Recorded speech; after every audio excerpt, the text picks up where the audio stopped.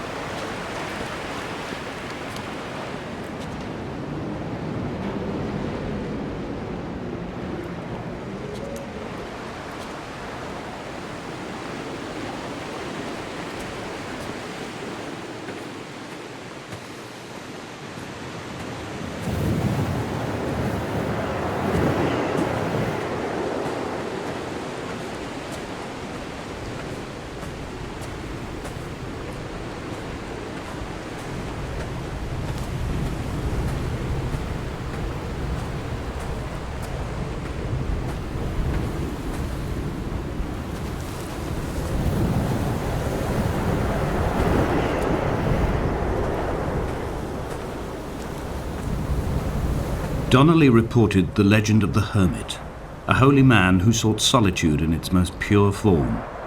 Allegedly, he rode here from the mainland in a boat without a bottom, so all the creatures of the sea could rise at night to converse with him. How disappointed he must have been with their chatter. Perhaps now, when all that haunts the ocean is the rubbish dumped from the tankers, he'd find more peace. They say he threw his arms wide in a valley on the south side, and the cliff opened up to provide him shelter. They say he died of fever 116 years later. The shepherds left gifts for him at the mouth of the cave, but Donnelly records they never claimed to have seen him. I have visited the cave and I have left my gifts, but like them, I appear to be an unworthy subject of his solitude.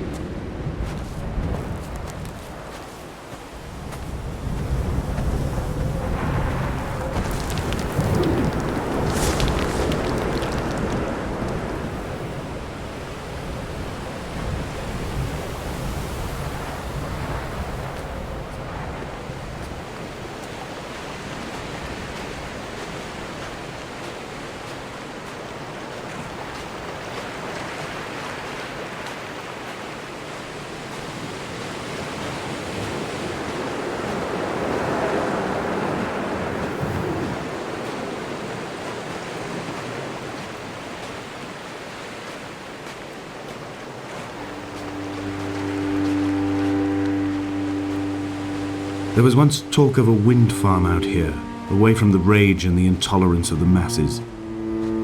The sea, they said, is too rough for the turbines to stand. They clearly never came here to experience the becalming for themselves. Personally, I would have supported it. Turbines would be a fitting contemporary refuge for a hermit. The revolution and the permanence.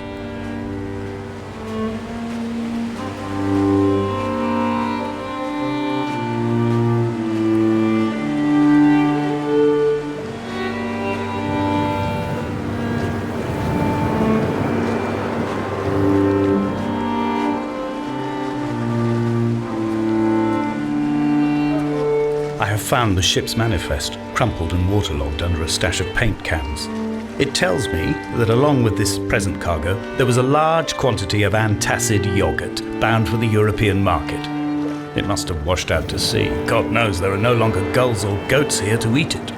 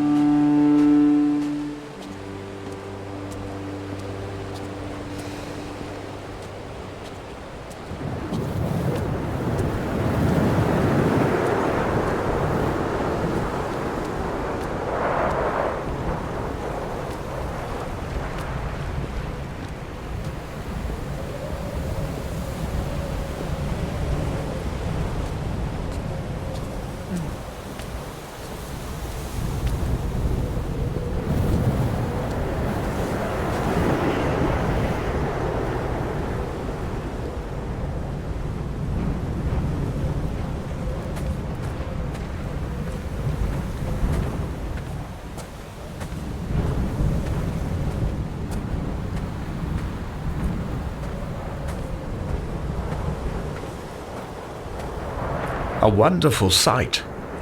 The moon cresting the junction between the cliff path and the stone circle. It cast a shadow of the ridge across the beach, all the world as if you had signed your name in untidy handwriting.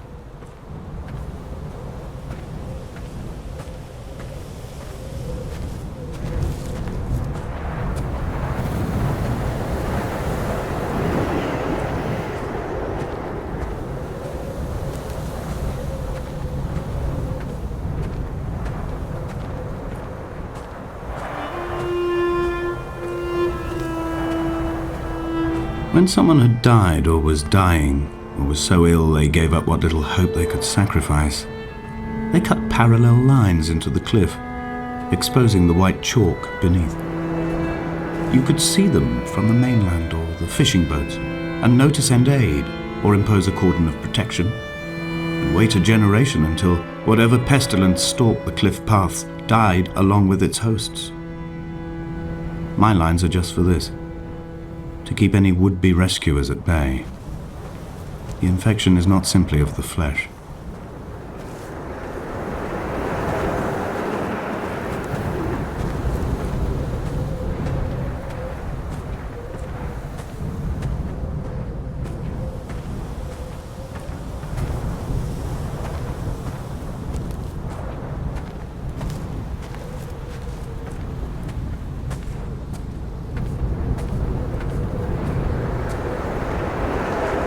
We are not like Lot's wife, you and I.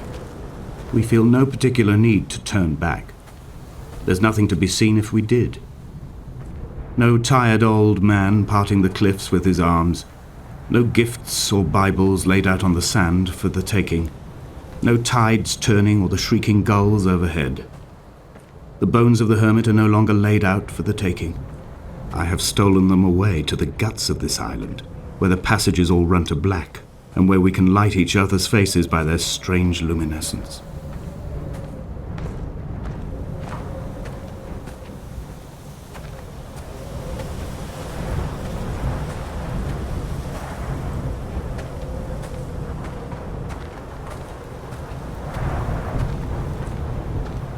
Dear Esther, I met Paul. I made my own little pilgrimage. My Damascus, a small semi-detached on the outskirts of Wolverhampton. We drank coffee in his kitchen and tried to connect to one another. Although he knew I hadn't come in search of an apology, reason or retribution, he still spiraled in panic, thrown high and lucid by his own dented bonnet. Responsibility had made him old. Like us, he'd already passed beyond any conceivable boundary of life.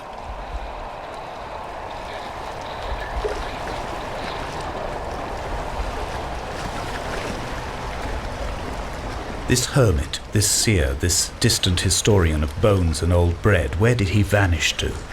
Why, asked the farmers. Why, asked Jakobsen. Why bother with your visions at all, if you're just to throw your arms up at the cliff and let it close in behind you and seal you into the belly of the island, a museum shut to all but the most devoted?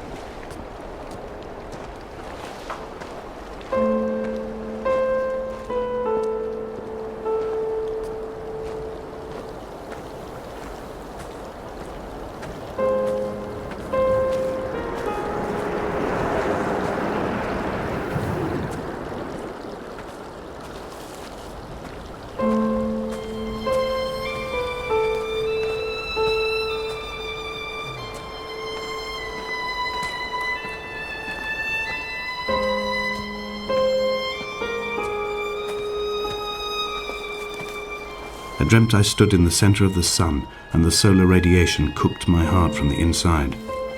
My teeth will curl and my fingernails fall off into my pockets like loose change. If I could stomach, I'd eat, but all I seem capable of is salt water.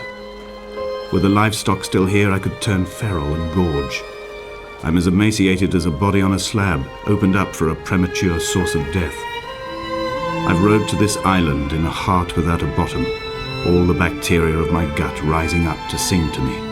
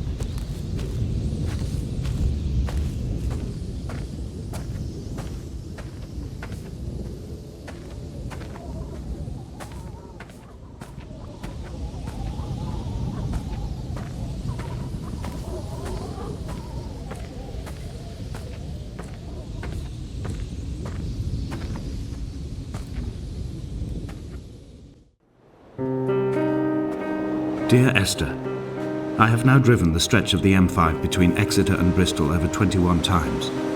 But although I have all the reports and all the witnesses, and have cross-referenced them within a millimetre using my ordnance survey maps, I simply cannot find the location. You'd think there would be marks to serve as some evidence. It's somewhere between the turn-off for Sanford and the welcome brake services, but although I can always see it in my rear-view mirror, I have as yet been unable to pull ashore.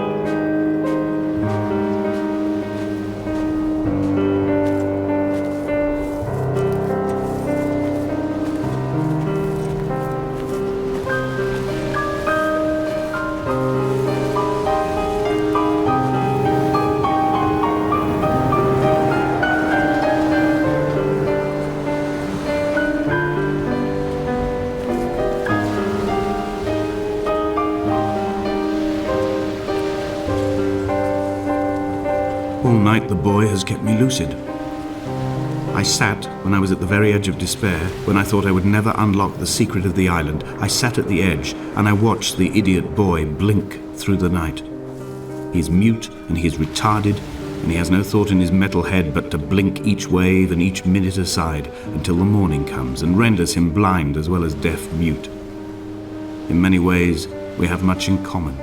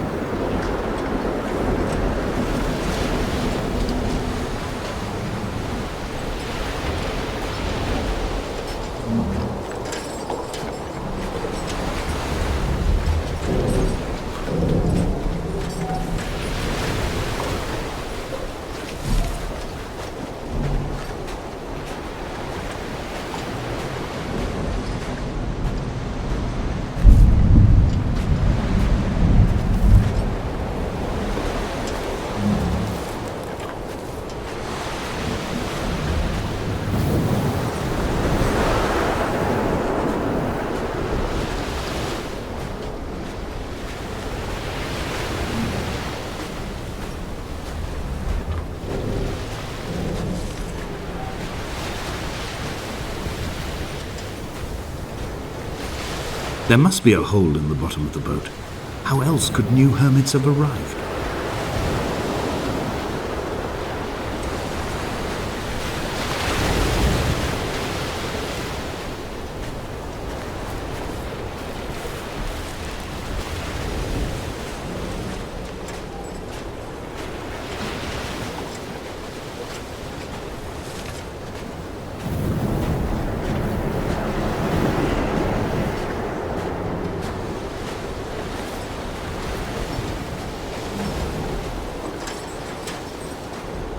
I had kidney stones and you visited me in the hospital.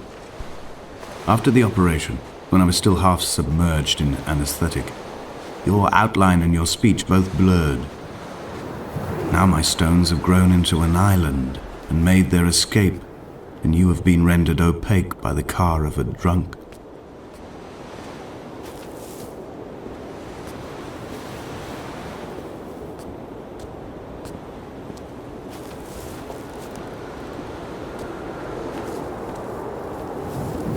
What charnel house lies at the foot of this abyss? How many dead shepherds could fill this hole?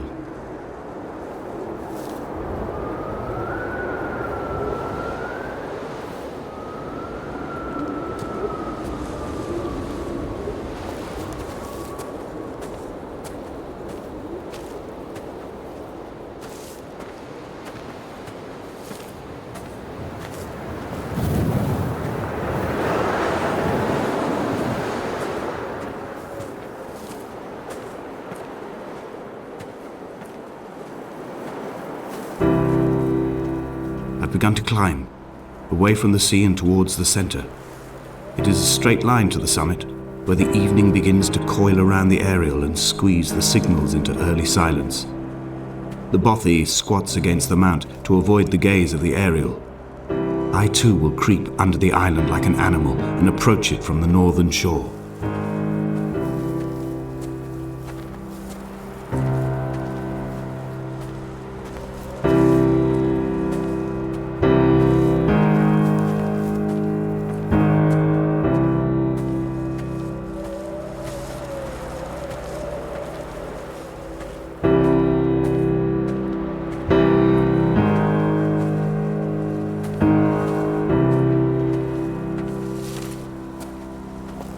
The bothy was constructed originally in the early 1700s.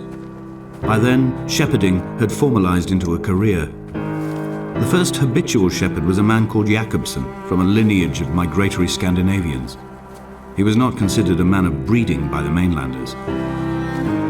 He came here every summer whilst building the bothy, hoping eventually that becoming a man of property would secure him a wife and a lineage.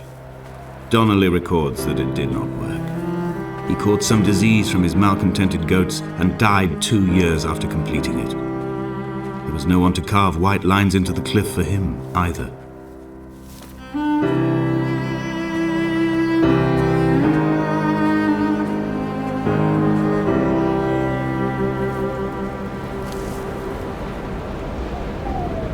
My heart is landfill. These false dawns waking into the still never light. I sweat for you in the small hours and wrap my blankets into a mass. I have always heard the waves break on these lost shores, always the gulls forgotten. I can lift this bottle to my ear, and all there ever is for me is this Hebridean music.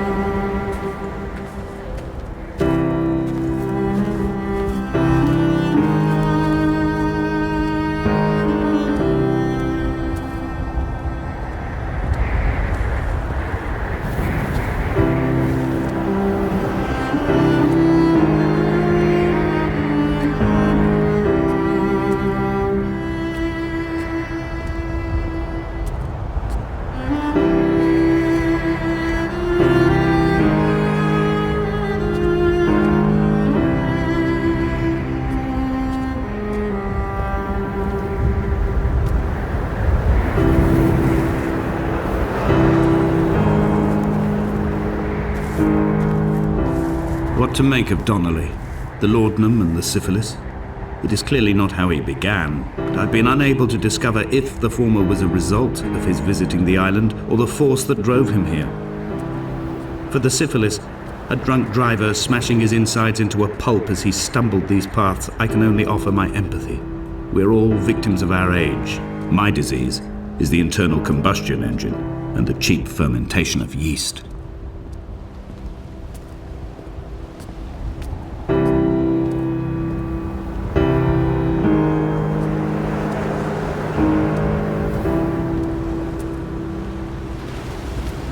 They found Jakobsen in early spring. The thaw had only just come. Even though he'd been dead nearly 7 months, his body had been frozen right down to the nerves and had not even begun to decompose. His fingernails were raw and bitten to the quick. They found the phosphorescent moss that grows in the caves deep under the nails. Whatever he'd been doing under the island when his strength began to fail is lost. He'd struggled halfway up the cliff again, perhaps in a delirium, perhaps trying to reach the Bothy's fire before curling into a stone and expiring.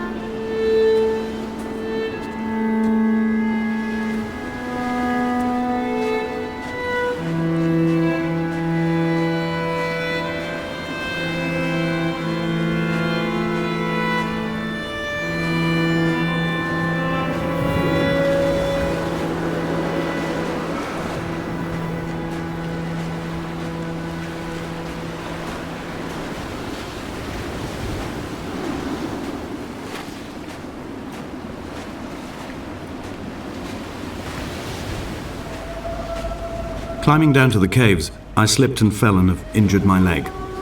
I think the femur is broken. It is clearly infected. The skin has turned a bright, tight pink, and the pain is crashing in on waves, winter tides against my shoreline, drowning out the ache of my stones. I struggled back to the Bothy to rest, but it has become clear that there is only one way this is likely to end. The medical supplies I looted from the trawler have suddenly found their purpose. They will keep me lucid for my final ascent.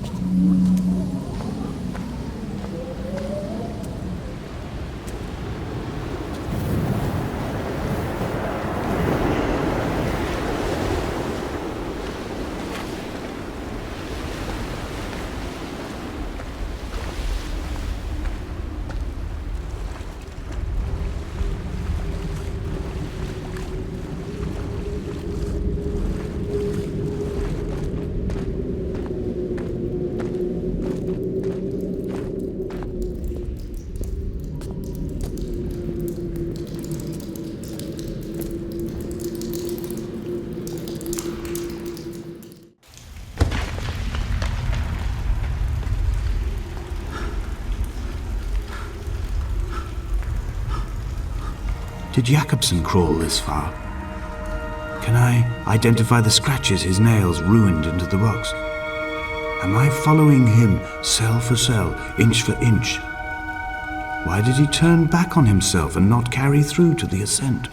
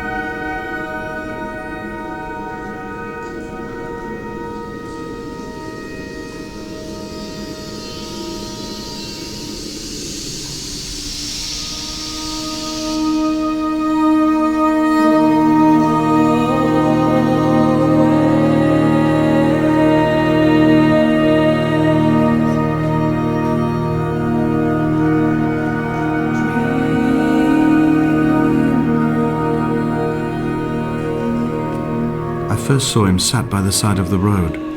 I was waiting for you to be cut out of the wreckage. The car looked like it had been dropped from a great height. The guts of the engine spilled over the tarmac, like water underground.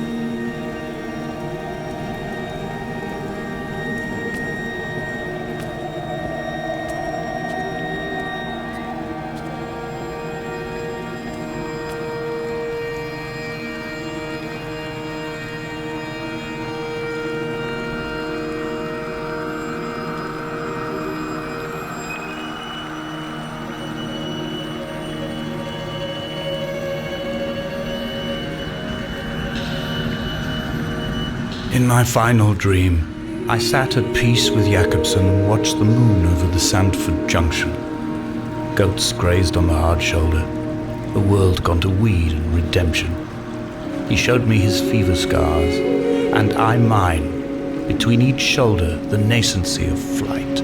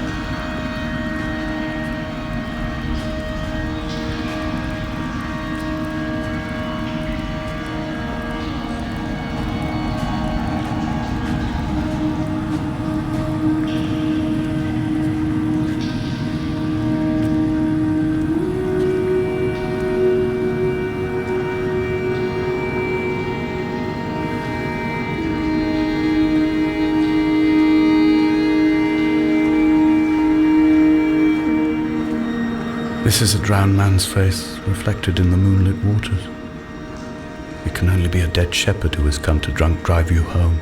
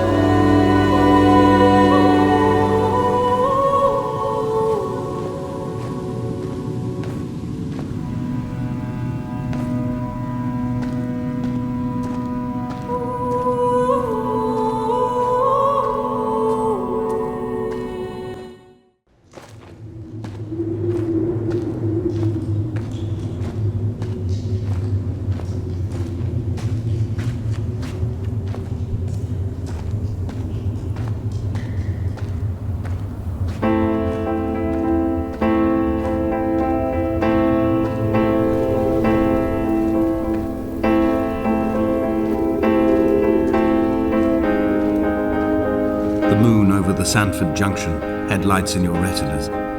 Donnelly drove a grey hatchback without a bottom. All the creatures of the tarmac rose to sing to him. All manner of symbols crudely scrawled across the cliff face of my unrest. My life reduced to an electrical diagram. All my gulls have taken flight. They will no longer roost on these outcrops. The lure of the moon over the Sandford Junction is too strong.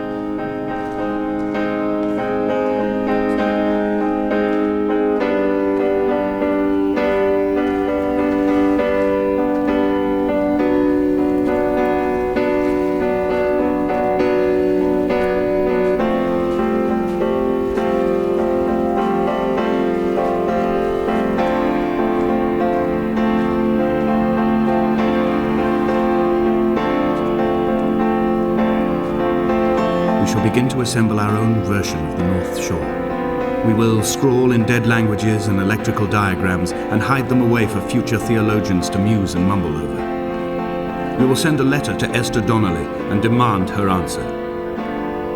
We will mix the paint with ashes and tarmac and the glow from our infections.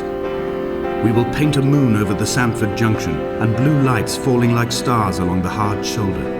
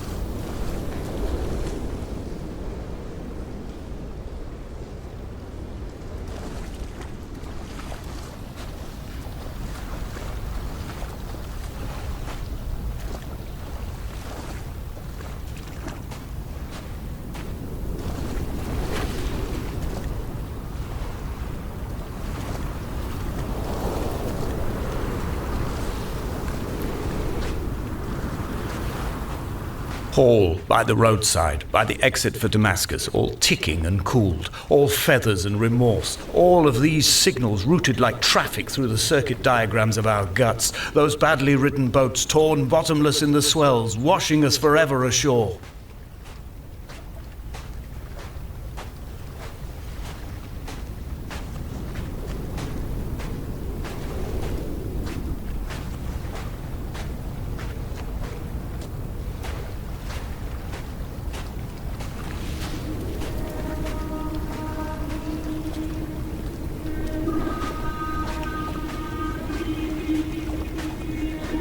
From here, I can see my armada. I collected all the letters I'd ever meant to send to you, if I'd have ever made it to the mainland, but had instead collected at the bottom of my rucksack, and I spread them out along the lost beach. Then I took each and every one, and I folded them into boats. I folded you into the creases, and then, as the sun was setting, I set the fleet to sail. Shattered into 21 pieces, I consigned you to the Atlantic, and I sat here until I'd watched all of you sink.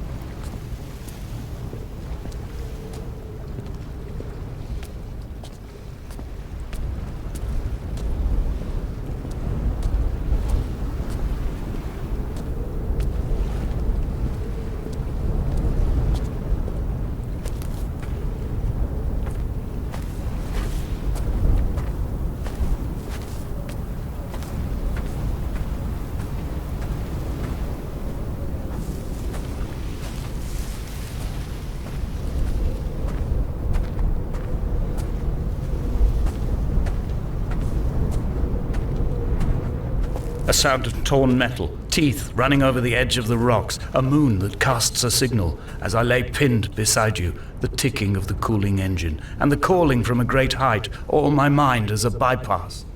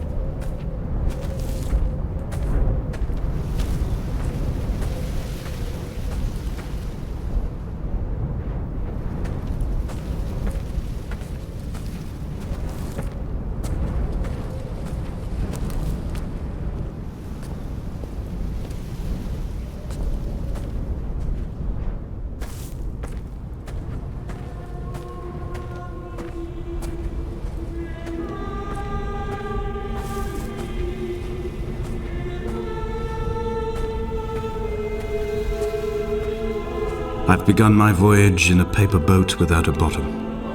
I will fly to the moon in it. I've been folded along a crease in time, a weakness in the sheet of life. Now you've settled on the opposite side of the paper to me. I can see your traces in the ink that soaks through the fiber, the pulped vegetation. When we become waterlogged and the cage disintegrates, we will intermingle. When this paper aeroplane leaves the cliff edge and carves parallel vapor trails in the dark, we will come together.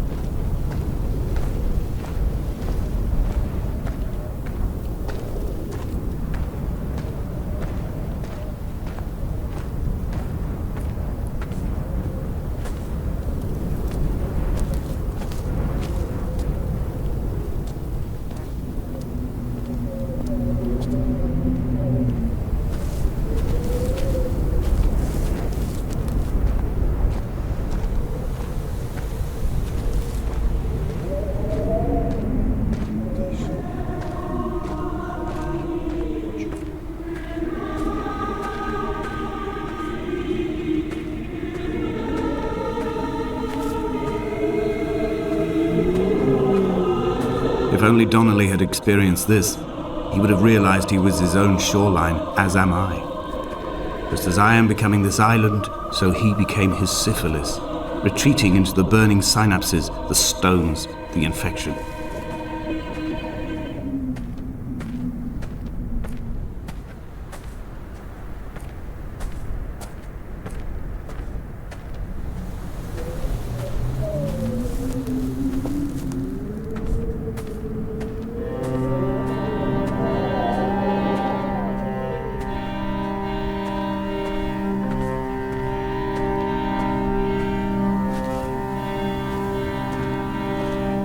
Bent back like a nail, like a hangnail, like a drowning man clung onto the wheel, drunk and spiraled, washed onto the lost shore under a moon as fractured as a shattered wing. We cleave, we are flight and suspended, these wretched painkillers, this form inconstant. I will take flight, I will take flight.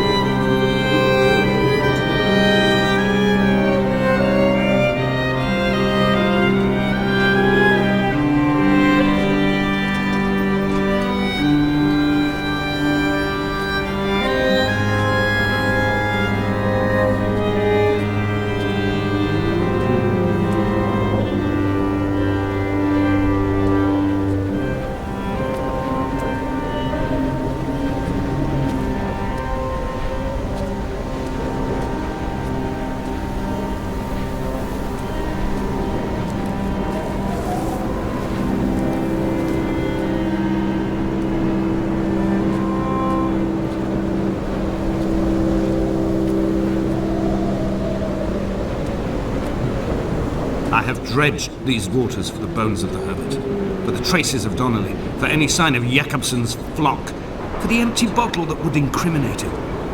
I have scoured this stretch of motorway 21 times, attempting to recreate his trajectory, the point when his heart stopped dead and all he saw was the moon over the Sanford Junction.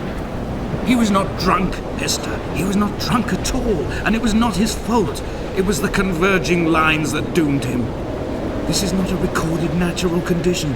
The gulls do not fly so low over the motorway and cause him to swerve. The paint scored away from his car in lines like an infection, making directly for the heart.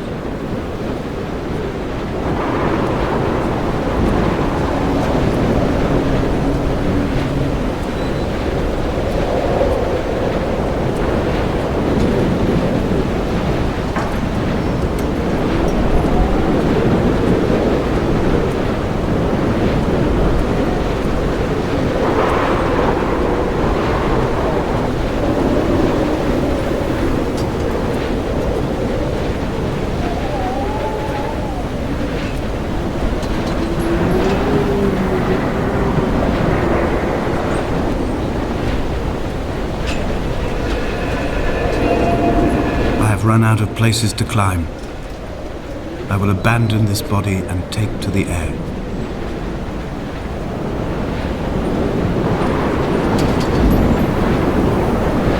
Dear Esther, I have burned the cliffs of Damascus. I have drunk deep of it. My heart is my leg and a black line etched on the paper all along this boat without a bottom. You are all the world like a nest to me. Eggs unbroken form like fossils, come together, send small black flowers to the air. From this infection, hope. From this island, flight. From this grief, love.